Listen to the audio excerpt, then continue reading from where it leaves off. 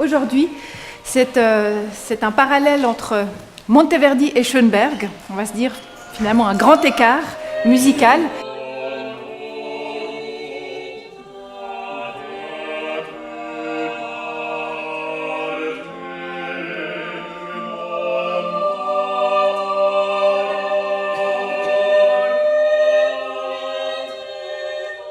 Je me suis dit que c'était intéressant d'avoir ces deux sujets mis ensemble parce qu'ils posent la question de la dissonance, si on veut, dans un sens très général, aux deux extrêmes de la tonalité, puisque Monteverdi est le compositeur, un des compositeurs à travers lequel se fait le passage entre la polyphonie du XVIe et le style plus harmonique qui va se développer, qui va donner naissance à la tonalité fonctionnelle. Enfin, quand je dis tonalité, c'est pour vraiment la limiter au sens historique de la musique entre XVIIe et début XXe. Et comme vous savez, Schönberg est celui qui a décidé à un moment donné, autour de 1909, d'abandonner la référence à la tonalité et de laisser voilà, l'indépendance des différents sons chromatiques et de les combiner librement ensemble.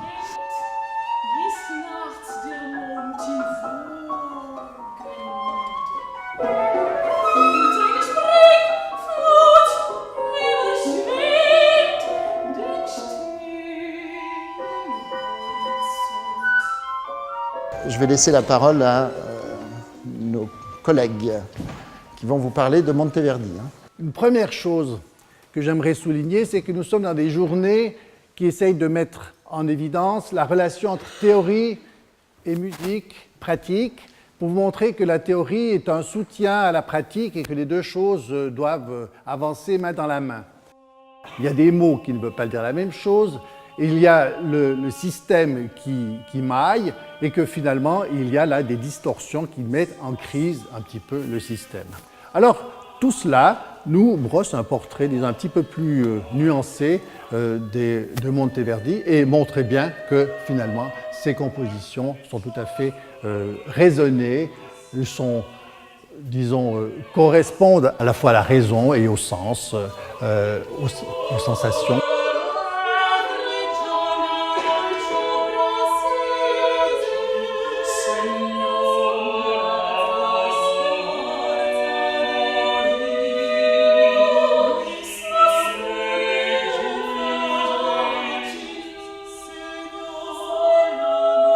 Le système modal qu'on connaît depuis le Moyen-Âge, pendant le XVIe siècle, on a développé encore d'autres systèmes qui basent sur les modes et ça donne une situation un peu chaotique, on peut dire, parce qu'il y a plusieurs systèmes qui sont maintenant en vogue.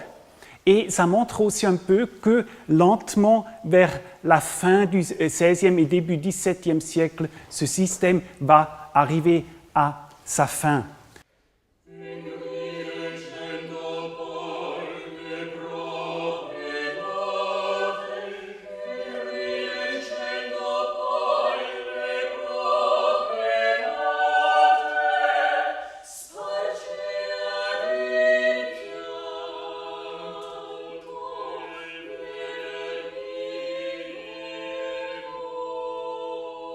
Tout ce qu'on vient d'entendre, ça m'a permis aussi de prendre quelques notes, peut-être, et de vous donner en guise d'introduction aux 8 madrigaux de Monteverdi qu'on a choisi de préparer avec des étudiants de l'EMU et de vous présenter tout à l'heure, dans un exercice assez périlleux, parce que c'est de la musique à laquelle vous n'êtes pas nécessairement souvent confrontés pendant vos études ici, et c'est de la musique qui pose des problèmes d'exécution assez inhabituels.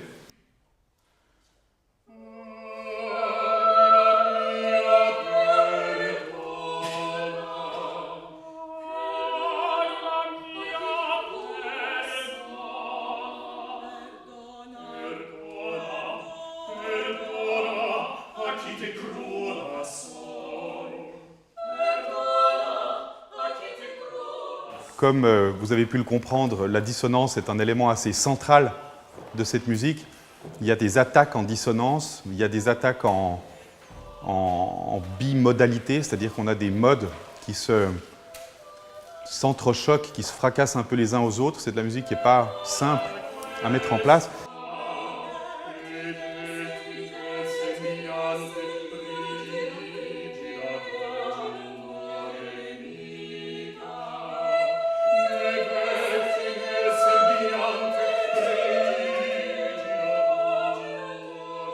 Le madrigal est une composition pour un ensemble vocal, normalement entre 4 et 6 voix.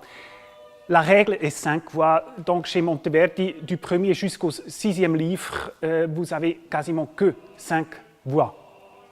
C'est un genre profane, donc non religieux, et c'est un genre qui ne connaît pas de forme fixe. Donc le compositeur a beaucoup de liberté de développer chaque fois une autre forme. C'est probablement cette grande liberté qui a provoqué que ce genre est devenu le genre préféré du XVIe et début XVIIe siècle.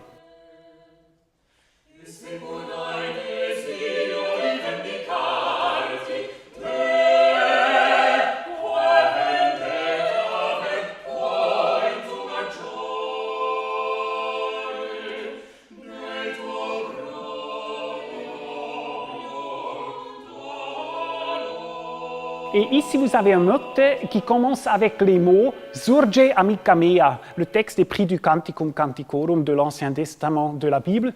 Et en français, ça veut dire « Surge amica mea, lève-toi mon ami ».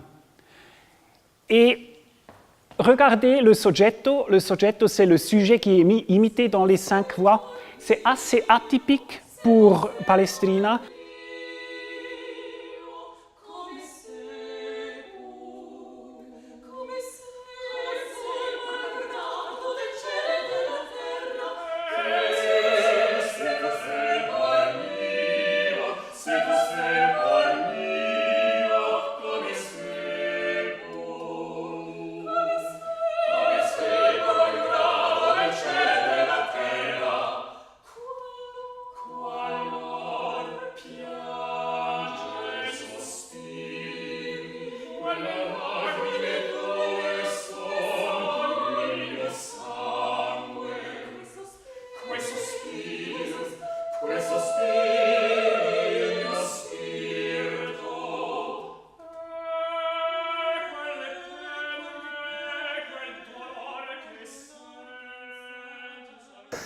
Moi, j'envie beaucoup Harald parce qu'il peut vous montrer comment Monteverdi dérive des irrégularités d'une loi qui est celle des traités de contrepoint de l'époque. Eh bien, moi, avec Schoenberg, je ne peux pas faire la même chose parce qu'il est en dehors de toute législation. Et malheureusement, on ne peut pas dire, voilà, une dérivation de quelque chose qui était un système. Et c'est l'une des difficultés de cette musique quand on l'aborde, c'est qu'on ne sait plus très bien, au fond, quel est le principe qu'il faut mettre en avant pour essayer de l'expliquer.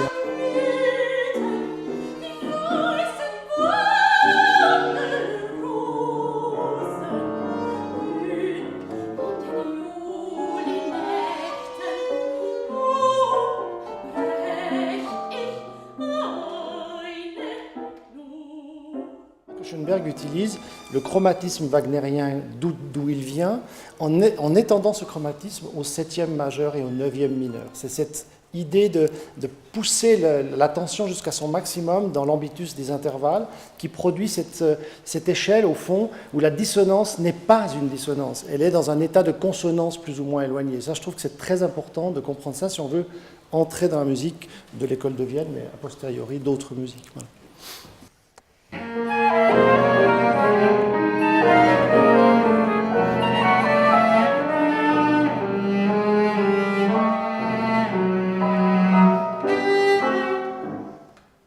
Donc Donc ça, c'est un exemple où la figure sert justement à alimenter l'accompagnement, la texture.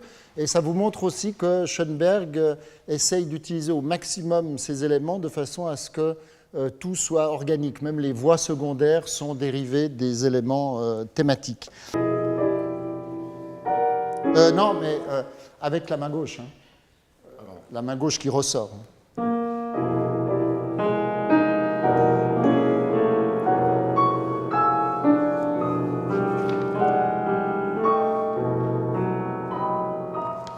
Voilà, c'est la grande difficulté de Schoenberg. C'est un musicien qui a il met trop de choses dans sa musique, en quelque sorte.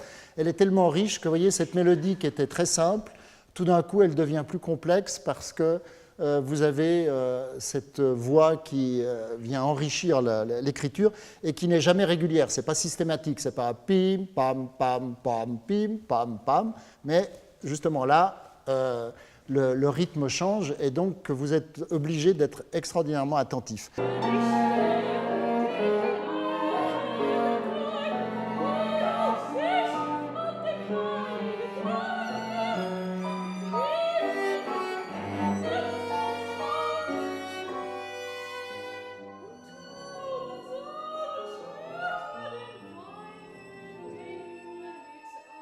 Le timbre n'est pas juste une addition des choses à peu près empiriques, c'est également structuré.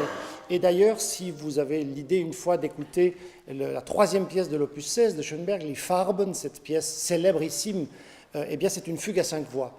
Et c'est donc dans l'œuvre la plus libre de Schoenberg que l'écriture, au fond, est la plus stricte.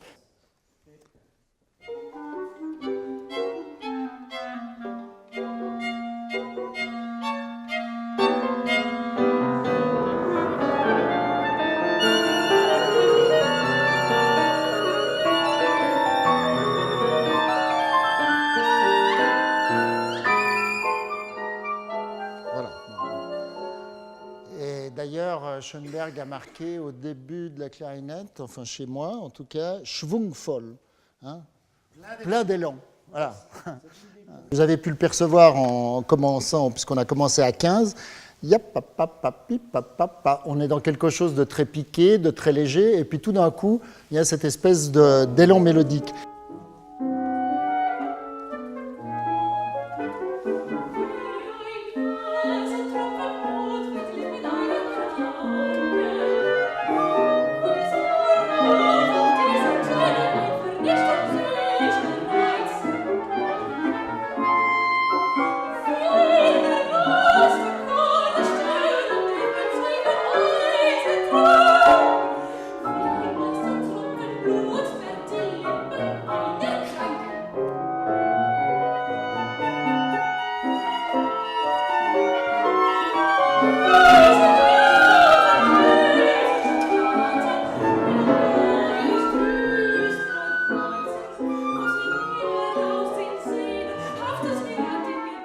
Il n'y a pas que la physique des sons qui pousse le compositeur à écrire de la musique. Ce n'est pas seulement le rapport d'un son avec un autre, c'est aussi le côté de l'évolution de son propre langage, le côté sociologique, ce qu'il veut exprimer. Or, on parlait de Wagner tout à l'heure, en 50 ans, si vous mesurez la différence de langage qu'il y a entre le dernier Haydn et Tristan et Iseult, il y a plus de différence de langage entre ces deux choses-là qu'entre 1950 et 2000.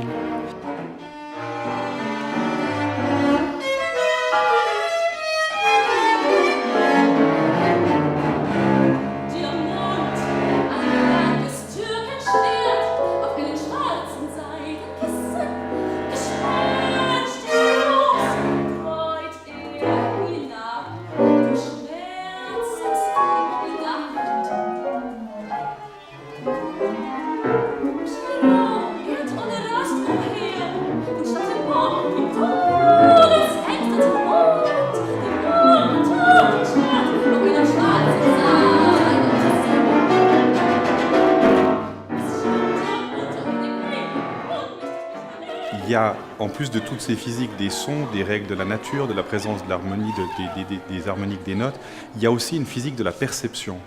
Et il y a une capacité au cerveau humain d'aborder les choses, d'être d'abord choqué par quelque chose, puis d'apprendre à se laisser apprivoiser par quelque chose. Et à ce niveau-là, je suis sûr que vous vous en rendez tous compte. Il y a des langages qui peuvent être, dans un premier temps, extrêmement opaques, et qui peuvent devenir de plus en plus transparents. Et puis par exemple, ensuite, on apprend, on met de l'ordre dans nos impressions, on met de l'ordre dans le langage, on fait un petit peu le travail qu'on a fait aujourd'hui, et ensuite les choses se clarifient parce que justement, on a des attentes et on apprend le langage. C'est comme une langue inconnue, ça nous paraît de drôles de bruit, et puis quand on met du sens dessus, eh bien les choses se clarifient et deviennent intéressantes et expressives. Bon, ben merci à tous d'avoir survécu à cette journée. Et puis, voilà. À la prochaine.